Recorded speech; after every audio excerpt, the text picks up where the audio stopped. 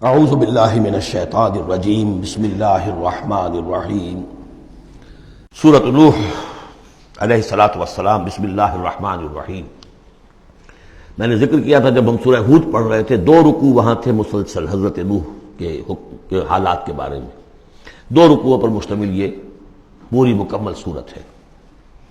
بسم اللہ الرحمن الرحیم۔ انا ارسلنا نوحا الی قومہ، ہم نے بھیجا تھا نوح کو اس کی قوم کی طرف، انذر قومک من قبل ان یاتیہم عذاب علیم، کہ خبردار کر دو اپنی قوم کو اس سے پہلے کہ آ دھمکے ان پر ایک دردناک عذاب۔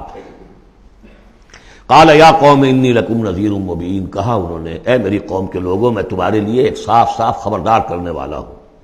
ان اعبدوا اللہ واتقوہ واطیعون، کہ اللہ کی بندگی کرو، اس کا تقوی اختیار کرو اور میری اطاعت کرو۔ رسول جب آتا ہے تو کہتا ہے میری اطاعت کرو، نبی یہ نہیں کہتا۔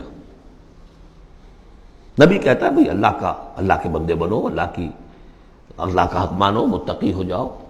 یہ پرسنل میری اطاعت، ان اعبدوا اللہ واطیعون، اللہ کی بندگی کرو، میری اطاعت کرو، یہ رسول کا مقام۔ حضرت یوسف نے نہیں کہا کہ پہلے میری اطاعت کرو، تم تخت چھوڑو میں بیٹھوں گا یہاں، تم کون ہوتے ہو؟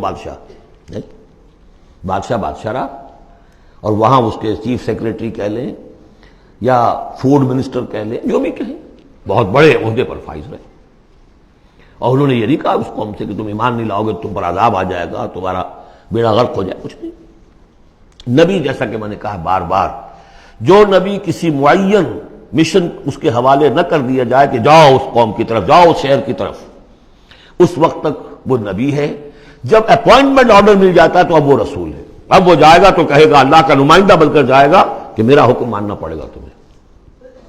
I am his representative, you have to obey me.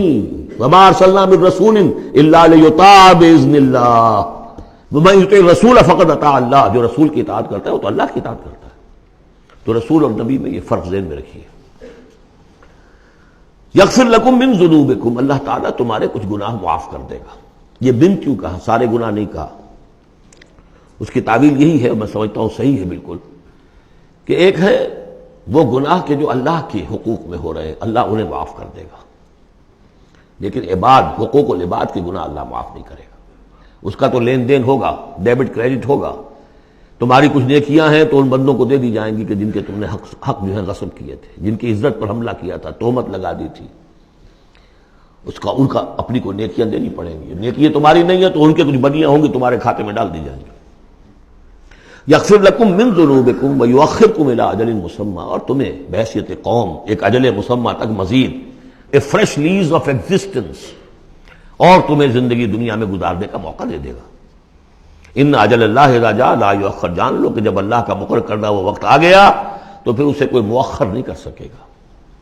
لو کنتم تعلمون، کاش کہ تمہیں معلوم ہوتا۔ صدق اللہ العظیم۔